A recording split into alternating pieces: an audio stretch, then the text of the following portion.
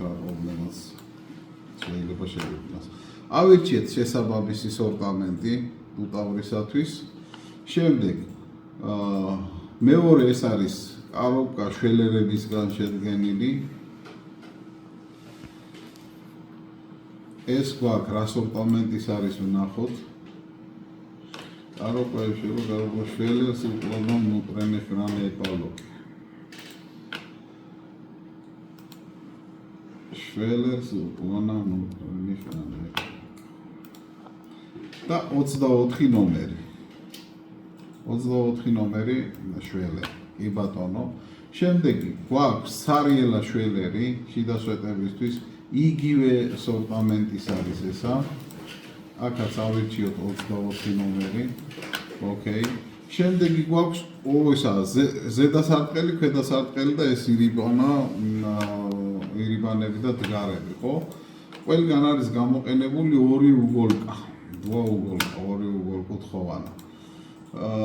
ხო, ეხლა აქ რომელი სორტამენტია, ბევრი არც აქვს ჩამოთვლილი.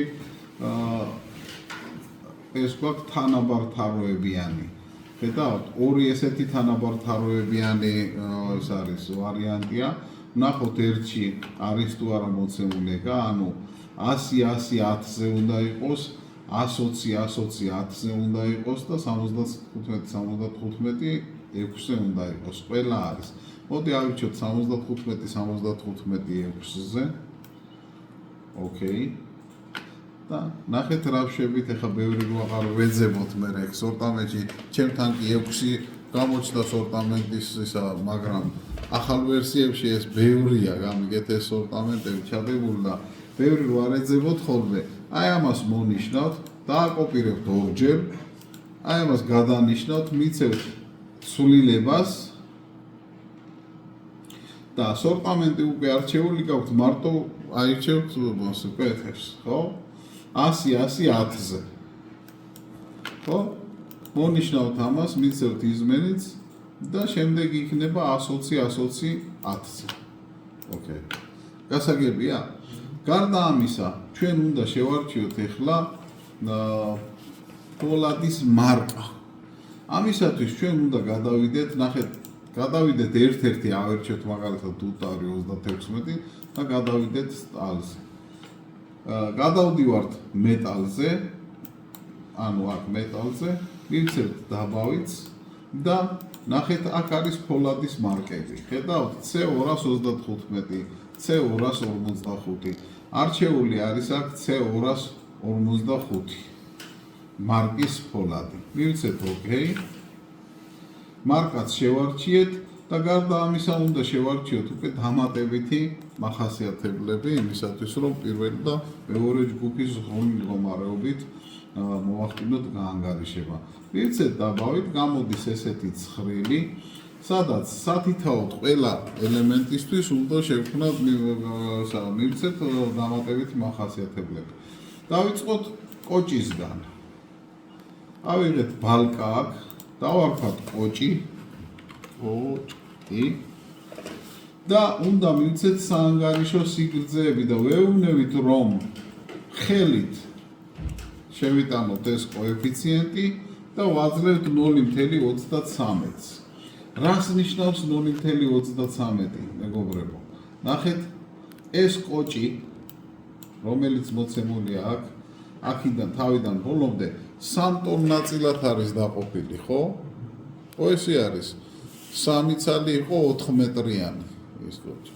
ამიტომ ეს კოჭი განიხილება როგორც უჭრი კოჭი თავიდან ბოლომდე და ვეუბნებით რომ საანგარიშო სიგრძეო არის სიგრძის კოეფიციენტი არის 0.33, იმიტომ რომ იქ მესამეში იგულისხმება რომ ამ მიმართულებიდანაც კავშირი აქვს, ხვდებით? და სწორედ ეგ დაუფიქსირეთ რომ მისი საანგარიშო სიგრძე აიღოთ 0.33. შემდეგ მივცეთ ოკეი ამას. შემდეგი დავამატოთ ახალი სვეტებისთვის ავიღოთ.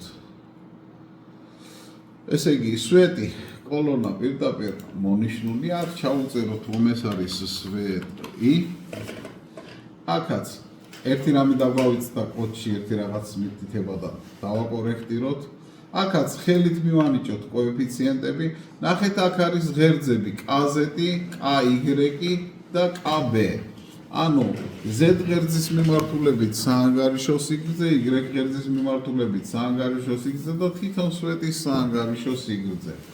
Z ღერძის მიმართულებით და Y ღერძის მიმართულებით ლოკალურ ღერძებზეა ლაპარაკი, უწერთ ერთებს და თვითონ სვეტის საანგარიშო სიგრძე 0.85 არის აღებული აი აქ, რატომღაც ჩამაგრების და მიხედვით გამომდინარე. ოკეი, მივიცეთ, ანუ სვეტისთვისაც შევქმნით ესა, მაგრამ ნახეთ კოჭისთვის, მივიცეთ იზმენ ცვლილება და აი აქ ხედავთ ჩაღუნვის თვის, ანუ მეორე ჯგუფის მდგომარეობით რომ გვიანგარიშოთ 1/4-ასეთი კი არ ავიღოთ ჩაღუნვისთვის შეზღუდვა, ავიღოთ 1 გაყოფილი 250-ზე. ხედავთ? ანუ ეს ჩაუკორექტიროთ. როგორც თქვენთან არის ლიტერატურაში, იმაში მოცემული ლიტერატურა რა ამოცანაში. ეს ჩაღუნვის შეზღუდვა გამომდინარეობს ფუნქციონალური დანიშნულება რა აქვს ამა თუ იმ კონსტრუქციას, იქიდან გამომდინარე იღებენ ხოლმე და ეს სხვადასხვა კონსტრუქციისთვის, სხვადასხვა ფუნქციონალური დანიშნულების კონსტრუქციისთვის მოცემული არის ნორმებში თუ რა არის დასაშვები, რა უნდა იყოს დასაშვები ჩაღუნვა, ხო? მე რამდენიც უნდა აღმაყოფილებდეს. გადავიდეთ შემდეგზე ისევ, მივცეთ დამატება. ესე იგი, სვეტებისთვის და რიგელისთვის შევქმნით, ახლა უნდა შევქმნოთ ფერმის ელემენტებისთვის.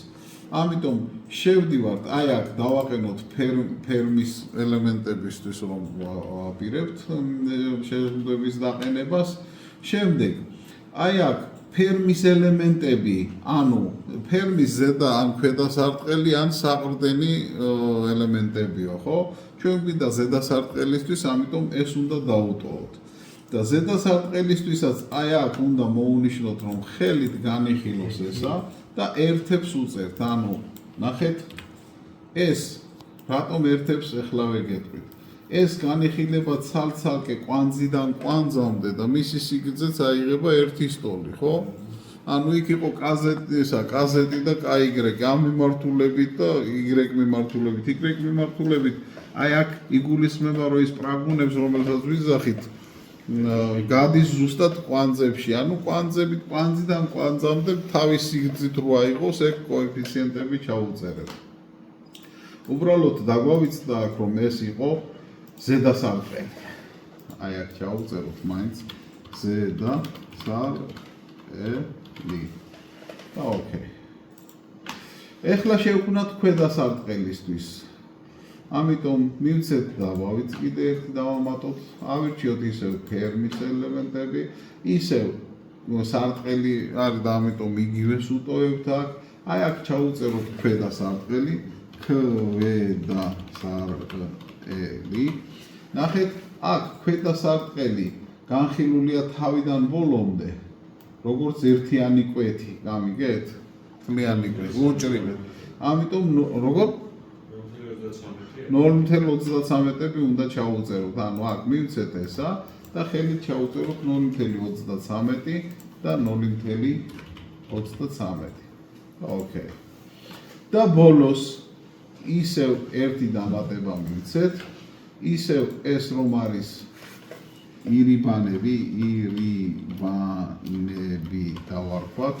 აი ამას, რომ ეს არის ფერმის ელემენტი და რომ ეს არის არასაყრდენი ელემენტიო და იმის რეშოტკას ეძახიან, ხო? იმ რეშოტკებს ეძახიან თვითონ ამ ირიბანებსა და დგარებს.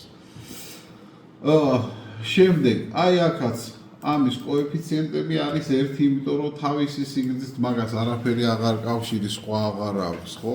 ამას და ამიტომ თავისივე ძალიან სიგრძეს იღებენ ხოლმე და ერთები ჩაუწეროთ KZ და KY. ოკეი. აი ამით ჩვენ ეს შეზღუდვების ის დავამთავრეთ.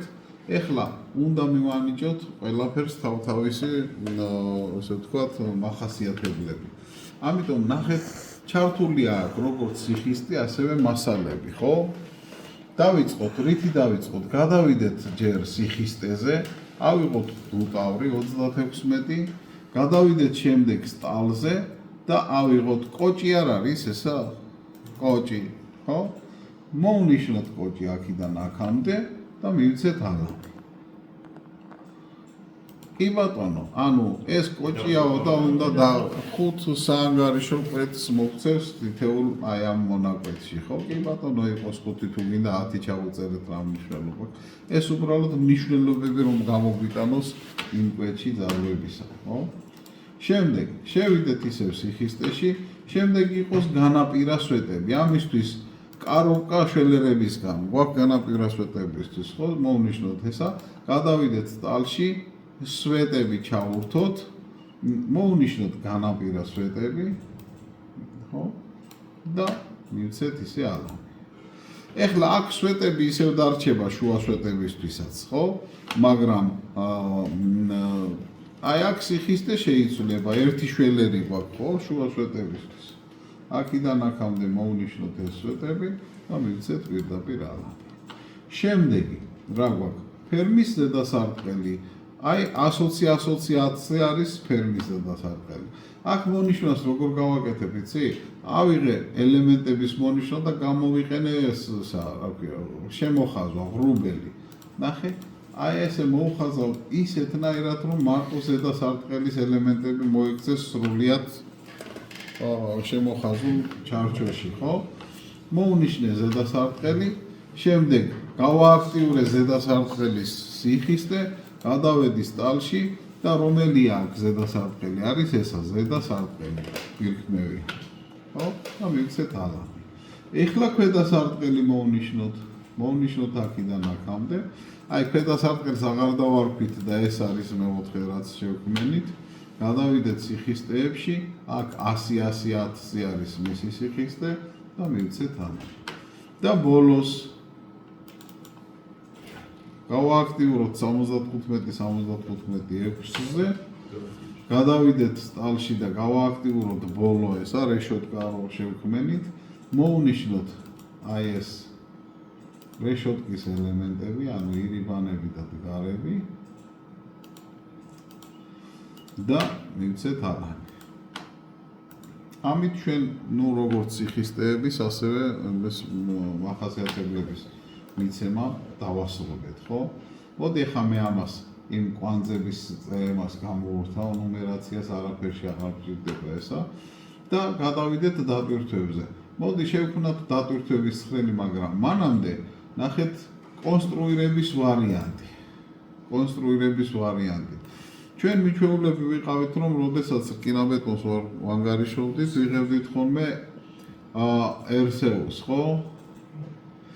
ამისთვის ლითონისთვის გამოვიყენოთ RSN. ამიტომ გავააქტიუროთ RSN-ი. და აქ სტალისთვის საანგარიშოდ მითითებული არის ეს ნორმა და ვუტოვებთ ამ ნორმას.